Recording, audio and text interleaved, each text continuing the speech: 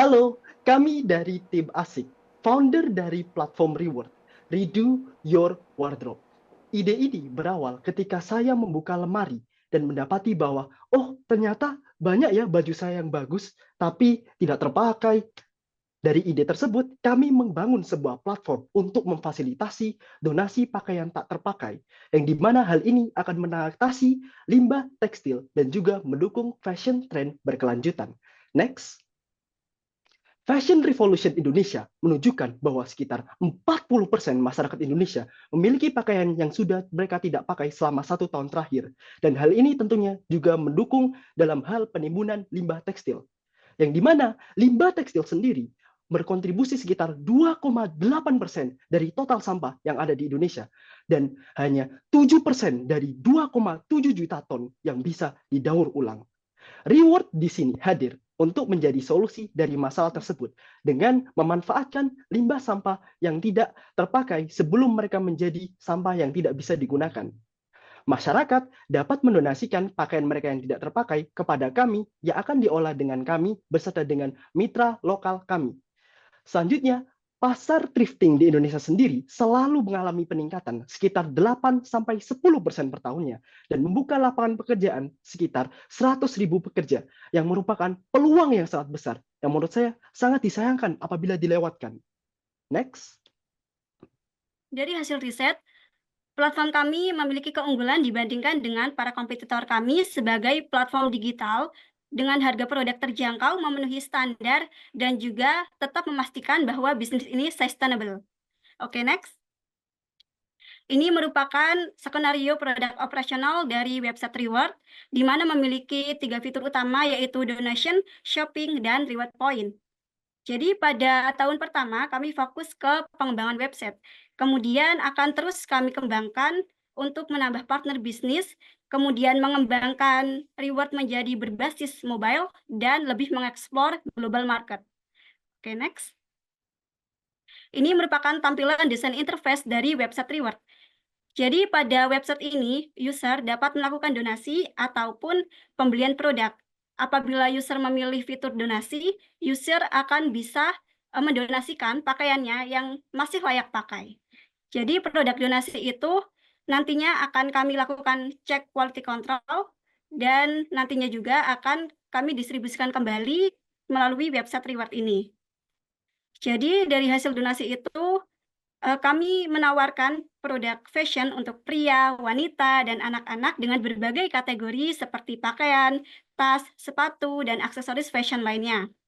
Nah, user akan mendapatkan benefit berupa reward point apabila pakaian yang sudah didonasikan tadi itu memenuhi standar kami. Reward point tersebut bisa ditukarkan dengan voucher diskon belanja di website reward. Dan karena platform ini berawal dari program Telkomsel, kami juga memiliki ide jika ke depannya reward point juga dapat ditukarkan dengan lini produk dari Telkomsel. Oke, next. Oke, jadi berdasarkan dari prototipe tadi, kami melakukan pengujian terhadap 28 responden untuk mengetahui bagaimana pengalaman mereka menggunakan prototipe kita. Kami menggunakan 2 tipe pengujian, yaitu UAQ untuk experience testing dan SUS untuk usability testingnya. Nah, dari UAQ sendiri, kami mendapati hasil bahwa dari 3 poin utama, yaitu efficiency, stimulation, dan novelty, itu kami mendapatkan nilai excellent. Sedangkan untuk 3 kategori lainnya, kami mendapatkan nilai baik. Sedangkan untuk SUS, kami mendapatkan poin 84, di mana menurut kategori SUS, ini termasuk acceptable dengan predikat yang excellent. Oke, boleh next. Nah, ini adalah bisnis model yang kami gunakan dengan tipe model bisnis B2C. Nah, untuk segmentingnya sendiri, kami memperkirakan target pengguna internet e-fashion di Indonesia itu sekitar 60 juta orang, dan kami memutuskan untuk launching pertama di Kota Bandung, lalu ekspansi ke Jawa Barat, ke seluruh Pulau Jawa, dan ke seluruh Indonesia di tahun-tahun berikutnya. Next. Nah, untuk sebagai bisnis yang ingin sustainable itu apa sih impact yang ingin kami berikan? Nah, selain carbon emission dan imbas dari produksi baju baru, itu kami juga menyasar 3 poin SDGs, yaitu poin ke-8, 9, dan 12, di mana kami ingin menyediakan lapangan pekerjaan yang lebih baik, inovasi dalam bidang digitalisasi, dan juga responsible consumption. Oke, next. Terima kasih atas waktu dan kesempatan yang diberikan kepada kami. Kami pamit undur diri. Salam asik. aksi, semangat, inovasi, dan kreasi. Terima kasih. Oke, terima kasih. Good job teman-teman dari Reward, luar biasa. Pas sekali waktunya dan idenya luar biasa ya, sama seperti teman-teman sebelumnya. Kita akan langsung ke sesi tanya jawab. Dan seperti biasa untuk waktu menjawab adalah maksimal 2 menit. Kita akan langsung persilahkan kepada juri yang pertama, kepada Kak Hari untuk memberikan pertanyaannya. Silakan. Ya, terima kasih Kak Semar. Ya, sangat menarik gitu ya. Nah, cuma mungkin yang perlu saya tahu, offline store ini apakah hanya akan satu atau akan ada beberapa titik? Karena kan kalau kita bicara mengenai thrifting dan second hand ini tentunya usernya pasti akan sangat banyak, apalagi fashion gitu ya. Apakah nanti akan ada mitra-mitra offline store-nya atau hanya satu? Atau apakah kalian akan punya storage area sendiri gitu ya untuk mengumpulkan si second hand atau baju-baju thrifting ini, dan kalaupun ada sistemnya seperti apa gitu. Intinya permasalahan logistiknya kayaknya tadi perlu dielaborasi lebih lanjut gitu. Itu mungkin dari saya. Oke, baik. Terima kasih Kak Hari. Dan teman-teman sudah siap? 2 menit dimulai dari sekarang. Baik Kak, jadi saya izin menjawab. Terima kasih sebelumnya Kak Hari atas pertanyaannya terkait dengan masalah logistik ataupun warehouse dan terkait dengan mitra bisnis kami untuk ke depannya. Jadi untuk masalah logistik, kami berencana ke depannya juga akan ada semacam warehouse sendiri dan itu juga bisa sebagai offline store kami.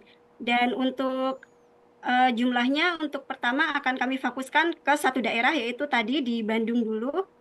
Kemudian untuk kedepannya kami juga ingin menambahkan mitra bisnis. Jadinya kedepannya itu sumber dari pakaian kami bukan hanya dari hasil donasi, tapi juga bekerja sama dengan bisnis-bisnis seperti offline thrift shop itu. Nah, jadi untuk kedepannya kami ingin menggait untuk mendapatkan mitra-mitra bisnis yang bisa bekerja sama dengan platform reward kami ini. Mungkin ada yang ingin menambahkan? Baik. Baik. 1 menit lagi, silahkan. Baik, izin untuk menambahkan ya Kak ya, dari pertanyaan dari Kak Hari, terima kasih banyak atas pertanyaannya. Jadi ada beberapa poin yang perlu kita pertimbangkan apabila ingin membuka sebuah offline store dan juga warehouse itu sendiri. Pertama, kita akan mempertimbangkan kepada faktor yang pertama itu kebutuhan pasar dan lokasi. Apabila pasar dan lokasi tersebut memadai, maka itu akan menjadi salah satu pertimbangan kami. Dan yang kedua adalah mengenai skalabilitas. Apabila proyek kami sudah mencapai skalabilitas yang sudah kami tentukan, maka kami akan memperoleh kinerja untuk membuka offline store itu sendiri. Jadi itu adalah faktor kedua. Dan yang ketiga mengenai logistik dan penyimpanan itu sendiri akan kami sesuaikan dengan kebutuhan dari pasar itu sendiri. Apabila kami melihat prospek yang bagus, maka kami akan mencoba untuk membuka di daerah tersebut. Apabila survei dan riset yang kami lakukan bertolak belakang, maka kami akan mencoba untuk mencari kesempatan lain. Mungkin itu 4, yang bisa saya sampaikan. Terima kasih banyak. 2, 1. Baik, terima kasih untuk tim Reward. Selanjutnya kita akan mempersilahkan Kak Hadi untuk memberikan pertanyaan. Silakan Kak Hadi. Terima kasih Kak Camar dan teman-teman dari Reward. Saya suka. Yang pertama tadi saya ingin menyambung pertanyaan dari Kak Hari karena kaitannya tadi ke storage. Mungkin perlu ditambahkan rencana cost and benefit storage ini seperti apa, dan tadi saya sebenarnya ingin bertanya akan dilakukan di mana, tapi tadi sudah disampaikan di Bandung. Saya ingin tahu apa dasarnya teman-teman menempatkan storage itu di Bandung. Itu yang pertama. Dan yang kedua tadi ada cost and benefit-nya. Kemudian yang kedua adalah yang ketiga adalah teman-teman ini nanti akan fokus kepada thrifting atau ke donation gitu. Kalau thrifting kan berarti base-nya adalah penjualan. Sementara kalau donasi itu kan nanti akan subject to audit. Kalau teman-teman mengatakan bahwa ini adalah donasi. Jadi once teman-teman membuat sebuah startup ini pada saat bicara donasi ada kaitannya kepada izin yayasan. Apakah ini sudah di-assess untuk bicara tentang donasi, karena kaitannya nanti ke regulasi di negara kita. Lalu kalau memang ternyata teman-teman sudah memahami itu, mekanisme donasi yang akan dilakukan seperti apa? Apakah murni 100% saat saya mendonasikan pakaian saya, itu akan langsung didonasikan ke tempat yang membutuhkan, assessment-nya ini seperti apa? Terima kasih teman-teman, maaf pertanyaannya banyak ya. Iya. Terima kasih Kak Hadi. Oke, teman-teman sudah bisa menyimak ya pertanyaan dari Kak Hadi ya? Sudah siap? Oke, 2 menit dimulai dari sekarang. Oke Kak, Baik. izin menjawab. Oke, jadi yang pertama itu adalah di Kota Bandung dan berapa biayanya. Jadi kita itu juga udah ada rencana pengeluaran untuk warehouse, hosting, delivery, dan additional expense itu kurang lebih untuk per bulan itu sekitar 54 juta untuk pengeluaran tiap bulannya. Lalu untuk masalah skema donasi dan lain-lainnya itu sebenarnya kita itu kalau di luar negeri itu konsepnya mungkin seperti garage sale gitu ya. Jadi kayak ada orang menaruh lalu kayak memberikan barangnya lalu kita jual gitu. Semacam donasi. Jadi kita profitnya itu dari barang-barangnya datang ke kita diberikan lalu kita jual gitu dengan harga yang lebih murah untuk orang-orang yang mungkin tidak bisa membelinya dalam harga aslinya gitu. Kalau di Australia itu ada seperti Savers dan OP Shop. Nah, jadi kurang lebih konsep bisnis kita seperti itu di mana kita mengandalkan barang-barang donasi dari orang-orang lalu kita menjualnya ke web. Lalu untuk masalah legalitas dari yayasan itu sendiri, kami belum mencari sampai sejauh itu untuk apakah kita ini termasuk dalam kategori di bawah yayasan atau bagaimana. Kurang lebih dari saya seperti itu, Kak. 50 detik tersisa, Izinkan silahkan. izinkan Ya. saya Izin untuk menambahkan ya Kak menambahkan, ya. Silahkan Kak. Oke, jadi untuk donasi tersebut nanti untuk lebih menarik user biar bisa berkeinginan untuk donasi, kami juga memiliki fitur reward point. Nah, di situ nanti setelah user donasi, user juga akan mendapatkan poin. Jadi poin itu nantinya bisa juga ditukarkan dengan voucher-voucher yang berhubungan dengan produk-produk di platform reward. Begitu, Kak. Juga izin mendapatkan 15 detik. sebentar ya Kak ya. Ya. Jadi untuk donasi itu sendiri tidak hanya semena-mena kita menerima semua donasi. Jadi ada proses quality control yang perlu dilakukan. Jadi pada dasarnya itu tidak semua 5, barang akan kami terima. Jadi pada 4, dasarnya kami akan 3, melakukan quality control 2, tersebut. 1. Terima kasih. Oke, baik. Terima kasih teman-teman tim Reward. Masih ada satu pertanyaan lagi dari Kak Joan. Silahkan Kak Joan. Terima kasih. Untuk thrifting dan second hand shop, ini ingetin aku sama Poshmark dan Depop ya. Both yang got acquired buat lebih dari 1 billion USD.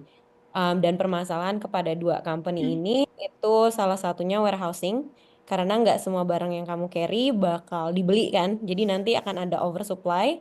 Dan kedua untuk masalah quality control gitu. Itu gimana plan kamu untuk address dua isu tersebut? Oke, baik. Sudah cukup ya Kak Joan ya. Kita persilakan untuk teman-teman dari Reward untuk menjawab. 2 menit dimulai dari sekarang.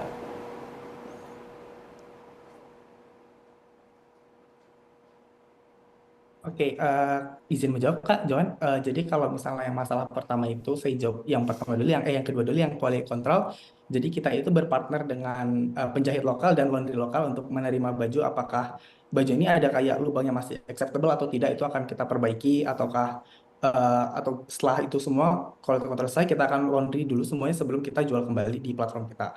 Lalu untuk kedepannya kita juga ada proyeksi bahwa mungkin dari baju-baju ini mungkin kita bisa berpartner dengan desainer lokal untuk menggabungkan berbagai macam baju dan buat desain baru yang menambahkan nilai jual produk itu sendiri dari sekedar barang thrift.